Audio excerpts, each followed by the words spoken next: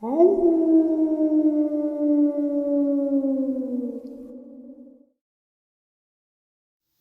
greetings and salutations, everyone. I hope everyone is still doing well. Have I got a bonus upload for you today?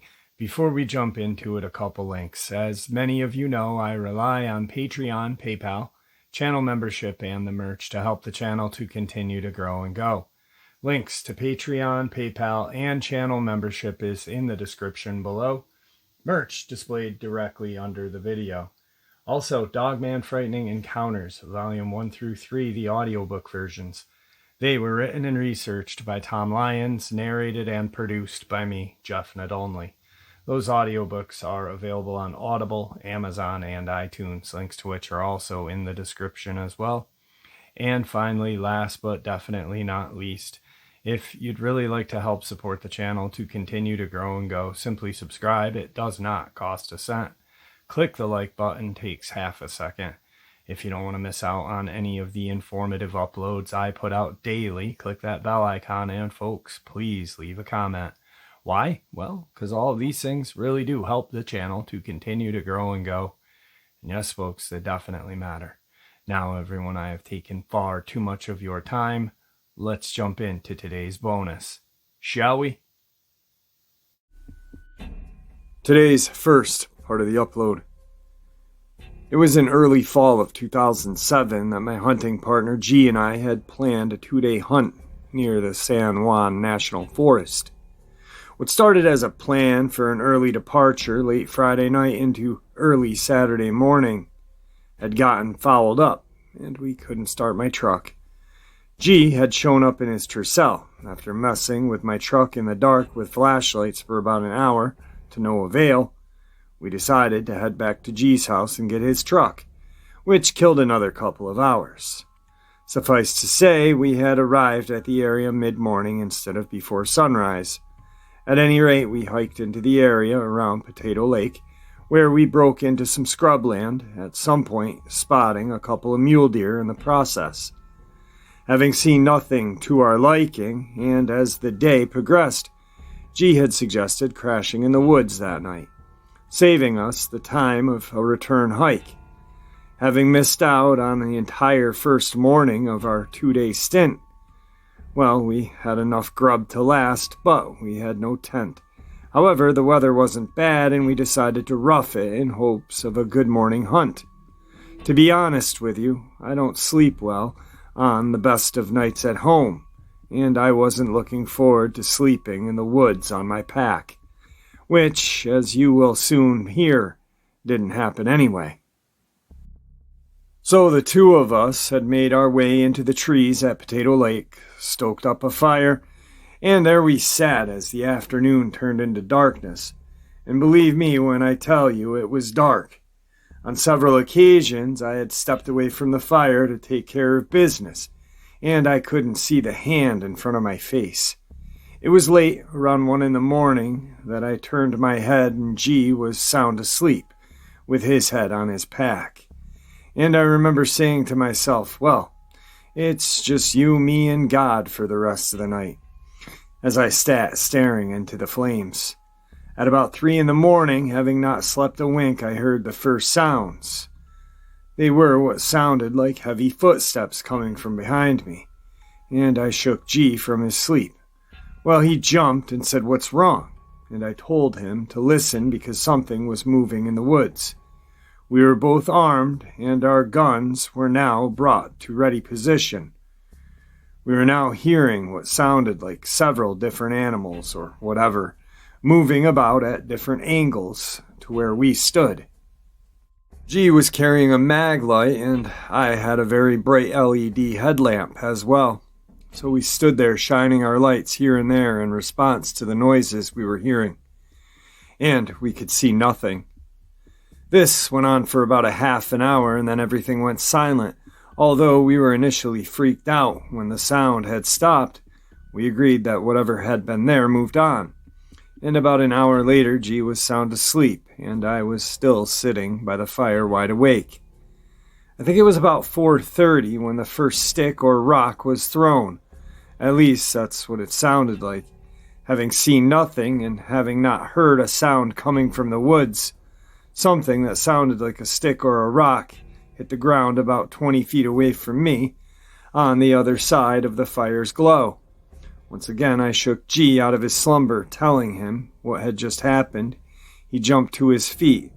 That's when things started to ramp up as far as action was concerned. Some odd grunts were coming from different directions and what sounded like something running through the trees, deliberately trying to make as much noise as possible in the process, with neither of us being able to see anything except for what we were describing as dark shadows or blurs of movement. It was the most terrifying event in my life, and, by the way, I was armed at the time. Now I will share this with you that having a gun brings you little comfort when you cannot see your enemy but they can see you. I guess there was a moment or two looking back at that night if I wondered my life was going to end. Thankfully it had not. At one point we heard what sounded like a dialogue in a deep kind of gibberish, similar to me saying to you something stupid like oogly boogly or some other nonsensical saying. For what seemed to be an hour, the thrashing of branches continued, with some other noises like this speech periodically, and then we began to see the glow on the horizon of the morning's first light. Morning could not come soon enough, and suddenly the woods were silent. We heard nothing leave, but we hadn't heard anything initially arriving either. It was as if phantoms had arrived and departed, having stopped to torment us in the process. As soon as it was light enough to hike, we began, having said to each other we were going home. It was about 2 miles into the hike, with the entire landscape now glowing from the light of the morning sun, that several mule deer came bolting down the hill from our left, running right in front of us about 40 yards away. As we were watching them, an entire herd was following, perhaps 20 or more, some of which I saw were foaming at the mouth, a sure indicator of running hard to escape something. But what? We hadn't had time to so much as blink, and here comes this huge monster barreling down the hill in hot pursuit, with its arms and legs pumping like you can't believe. And it was gone to our right-hand side in a split second. I mean, boom, boom, boom, it was gone. The size of this thing was immense, with its hair flowing out behind its body and head as it ran. It seemed to have covered 20 or 30 feet with each stride, appearing like a track runner when they are leaping over hurdles. To me, it was more in the air than on the ground. Each time its feet hit, it was so fast, and it was airborne again. I am 100% certain that it had caught one of them at some point in time, but we weren't going to be there to find out. We could hardly believe what had just transpired before our eyes, but we both knew that it was that had been taunting us in the woods that night. Now, seeing this creature on the hunt, I can say, speaking for myself and G, that I believe we were seen as a threat to the area's herd, and we were not welcome. It had to have been 9 or 10 feet tall, 1,000 pounds, but the way it ran was not an indicator of its size. This thing looked like a monster and ran like a gazelle, and it was mesmerizing to watch. I would say 30 to 40 miles an hour as compared to a car going by in the street. Just remarkable. Few people have heard what I just shared with you, but believe me, it happened, and we will never forget it. Today's second encounter. I'm 83 years old now, but at the time of this bizarre happening, I was 66, hard at work maintaining a large cattle herd in Montana. The way this thing had panned out was strange, but here goes nothing. I had sighted this creature several times throughout a period of about 4 years. Each time that I saw it was from a considerable distance, and on every occasion I watched as it walked away from or back into the forest. I don't know the how and the why as to just why it worked out the way, but that's the way it was, always leaving the trees or on its way back into them. I'd confided in a couple of my closest friends who were more than a bit interested, but we were all in agreement, no harm, no foul, live and let live. But that was about to change. It was in 2000, and I was out in the herd one morning when I spied what looked like some type of large dead animal out in the adjoining pasture. I rode over to have a look-see. As I rode up on the animal, I realized immediately that it was one of my own. I dismounted my horse to have a closer look. Things got strange quickly the moment I left my horse. There was considerable damage to the body, but not in the usual way in regards to an attack from a bear or a cougar, which I will get into. The first thing I noticed was the animal's neck was twisted around at least twice, if not more, giving the appearance of a wrung-out towel. The next thing that I noticed was I was looking at the neck was a dried-up blood puddle under its mouth, and upon inspection of the mouth, the beast's tongue had been torn and was gone. The belly of the animal had been torn or shredded open, not in a surgical way, but rather like ripping the flesh apart with no signs of bite marks or a knife having been used. As I lifted the flap of the hide, most of the organ meat was gone, and there was not a single claw mark or scrape on the skin. Well, this was the darndest thing I had ever seen in all of my days, and I had started a chain of phone calls to all my friends and the authorities on what had happened. You can't believe the commotion that this had stirred over the next several weeks, with talk about everything from aliens to satanic cult activities and the likes. But in my heart, I was thinking Bigfoot possibly. After everything had blown over, I was very unsettled every time I was in the fields. And yet, I hadn't seen anything else. Let's just say that I was on guard and had my rifle with me at all times, whereas before it was usually my handgun that I carried. Based on what I had seen of this creature, it would take all that a rifle had to offer to bring it down, and for some reason I felt like a standoff was on the horizon. I don't even know why I had that feeling at the time. It was simply a gut feeling and nothing more than that. 7 months later, on a windy, cold day, that I was once again riding out to check on the herd, when as I approached the rise, I heard an animal acting up, and I set the horse to a trot, making it over the hill, where I could now see the herd. The animals were scattering every which way, and smack dab in the middle of the field stood a creature. There was no visible animals down, just this monstrous beast standing in the grass. I pulled my rifle from the scabbard and set to sight on him. And it ran like the dickens toward the fence. I was doing my best to follow him through the scope, but the way he was running, it was impossible. It was like a jackrabbit from hell darting left to right, as though it knew what it was in for. As soon as it hit the fence, it leapt over it, turning and stopping to face me for the briefest moment, and it was enough for me to get a shot off, which I did. The creature did not move or drop, and as I quickly chambered the second round, putting my scope back on it, through the scope I watched as it appeared to burn off from the edges inward and vanished. Please allow me to explain. Have you ever seen a piece of flash paper burn?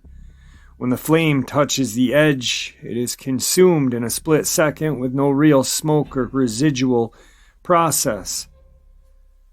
It virtually vanishes before your eyes. That's what I saw without taking my eyes off the scene for a second. I rode straight away down to the fence, dismounted with my rifle. I could see a trail going into the field and back to the fence, where I now stood, as well as a set of very heavy and large footprints next to the rail where I had shot it and nothing else. The evidence was all there, that it was there, but where had it gone is anyone's guess. There was no blood, no sign of it having left the fence where it was standing. This thing was at least 7 feet tall, dark brown when standing in the field. It ran faster than my horse could carry me, which is getting a move on. From that day forward, I never had another sighting of it or anything else happen on the property. And what it was all about, I can't rightfully say, but that's the way it happened. Today's third encounter. Up until the time I was 24, I lived in Minnesota, after which I had moved to Dearborn, Michigan.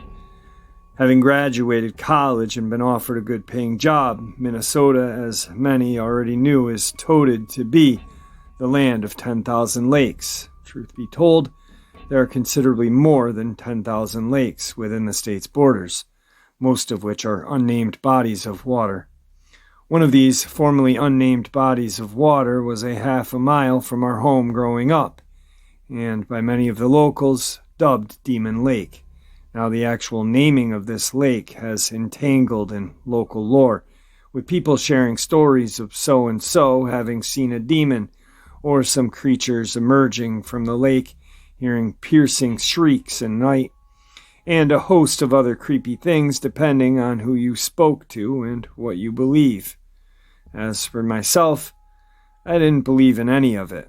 As a young man, I fished the lake hundreds and hundreds of times, and other than the occasional thinking about things that I had heard, hadn't experienced anything that would frighten me in the least. As I fast forward some 15 years, my parents were moving to Florida, having offered me their property and the home I grew up in, knowing that I was kind of longing to move back. I had started a secondary business aside from my formal job, which could be run from virtually anywhere, and for the price of $0.00 offered by my folks, I moved. One of the first things I did after returning was to walk over to the lake and fish. I had missed this little fishing hole, and now I was back. Now, as lakes go, it's pretty small, maybe 3 to 4 acres in size. It was in October of 1993, as winter was just beginning to make its presence known, that I had gone down to the lake on a Saturday for what just may have been the last hurrah for the winter.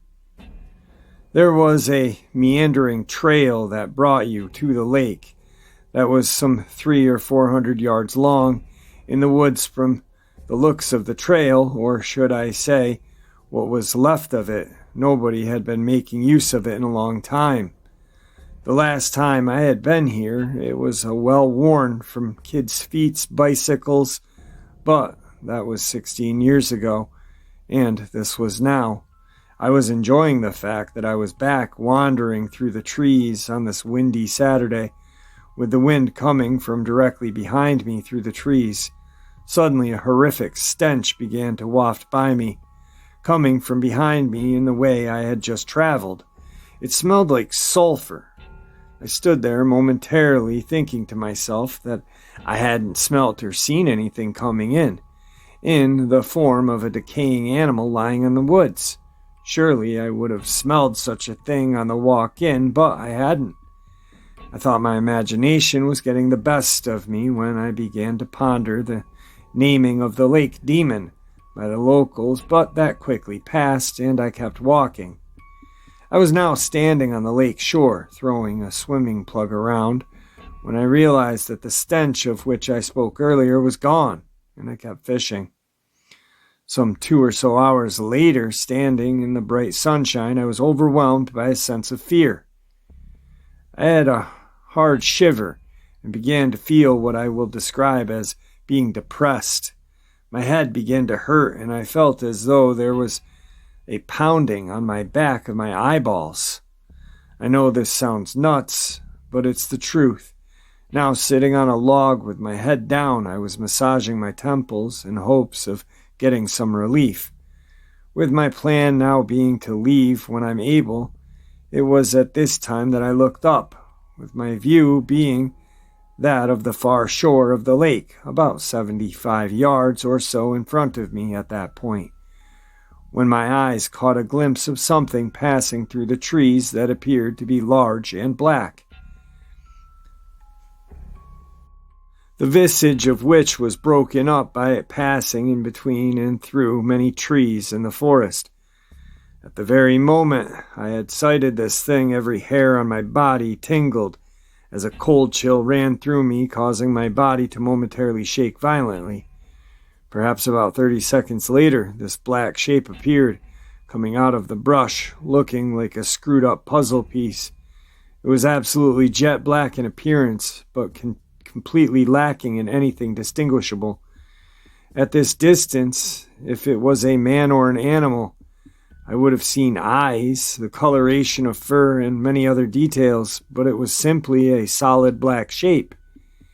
It began to move along the shore like a disjointed skeleton, the hinge joints, which, as some would be at the knees and elbows, moving randomly, like they were shaking left to right, in and out. Picture a skeleton being held up by a rope from the head, with a person holding it, shaking the rope around, causing it to rattle and shake beneath. I was stunned, unable at that moment to breathe or move. It was shaped like a huge human of sorts, but with sharp and oddly placed angular shoulders, head, and appendages, and yet it was moving in what I will describe as a shuffle or a strange, disjointed walk. I was gasping for my next breath at that point, feeling near the point of collapsing, when I suddenly snapped free from the hold of whatever had come over me, and I ran like hell out of there. Although this was not Bigfoot related or any cryptid related, I don't know. As best as I can say, I will never go down in those woods again to fish on that lake again. Like many others, I have never spoken of this event to anyone, including my family members. It was so shocking that it shakes me to my very core every time I think about it. Even writing this down to share with you now, there are things out there, the likes of which we will never know of, and frankly, I don't want to know of. Today's fourth encounter. It was 2012. I had gone into the Banff forest elk hunting. The area in which I hunt is only 30 miles or so from my home, so whenever I am there, it's always a day trip, and as such, I travel light. In other words, no tent and very little in regards to supplies, just enough for a day, and perhaps a little extra in case of an emergency. In 2012, I was 59, and although I am in reasonably good shape, I was in no way looking to hike a long way, or in much elevation that day. This was fairly much going to be a walk in the woods, and if I happened to run across something, it would have been a bonus. In other words, I was hunting, but not so much, if that makes sense. It was a pristine day with blue skies and a very wispy cloud cover floating over the Banff. I had entered the forest at around 8 in the morning with my rifle slung over my shoulder, a light pack on my back. It was warm that morning, that about a mile in I had taken off my coat and was wearing a heavy woolen pullover. It was about 11:30 that I found a nice area to sit for about an hour, and it was here that I would make my stand as far as seeing something to shoot was concerned. There was about a foot of snow in the woods, and within about 20 minutes the wind kicked up as a gray cloud cover began to roll over me and light snow began to fall. I was only perhaps 3 miles into the woods and was in no way concerned about the weather, but I was in a small clearing where the snow was now landing directly on me, so I decided to move into a more favorable location, putting me in a somewhat more sheltered position.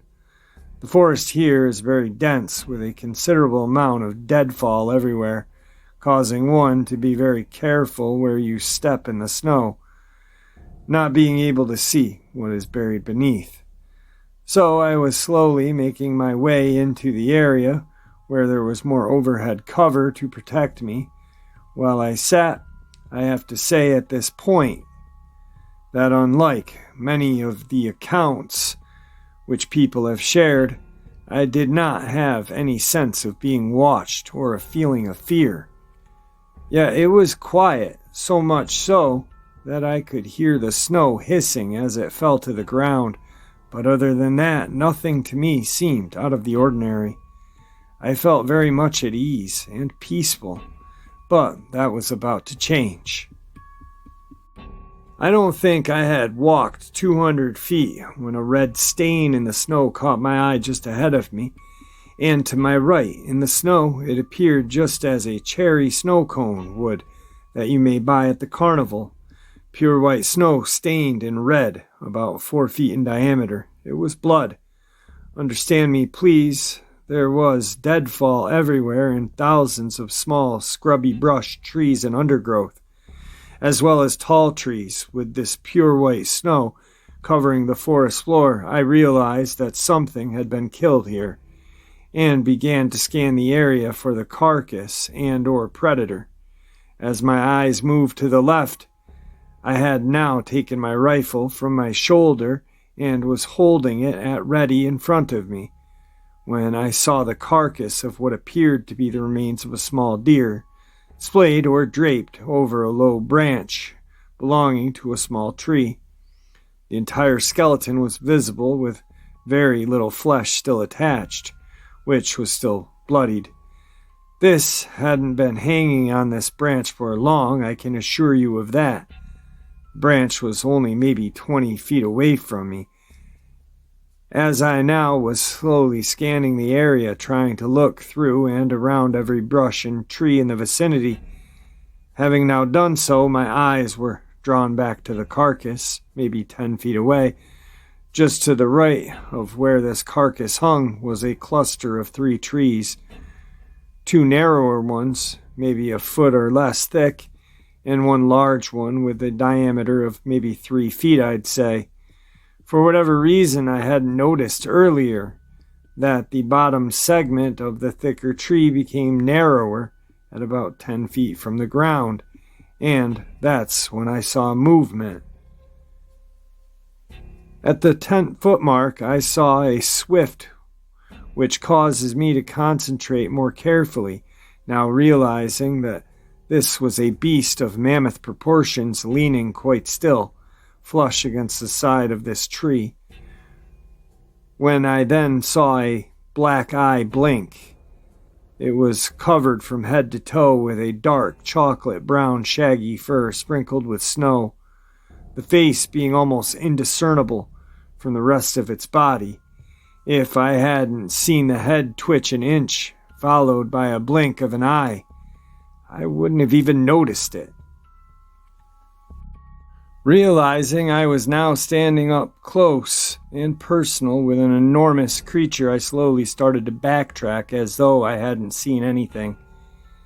I was now about 40 feet away, and the creature had not moved from the tree when my eyes caught a glimpse of something gray through an opening close to the ground of the branches of the brush. What I saw was gray like squirrel's fur. It then turned ever so slightly to the right, as I now realized I was looking at the back of something's head, of yet another creature, squatted on the ground. It had short, light gray fur, unlike the other being long and dark brown. My heart began to race. Continuing to move, stepping ever so slowly away, yet another small deer became visible, lying on the ground in front of this gray creature, it also being dead but not torn apart as of yet. I spent no additional time looking, as I now increased my stride to get as far as possible without seeming hurried in the process. Soon I was a couple of 100 feet away, and as I turned to look, as best as I could see, neither of them had moved. They were in complete stealth mode. In a moment, part of me wanted to squeeze the trigger on the first, and I don't know quite why I didn't do so.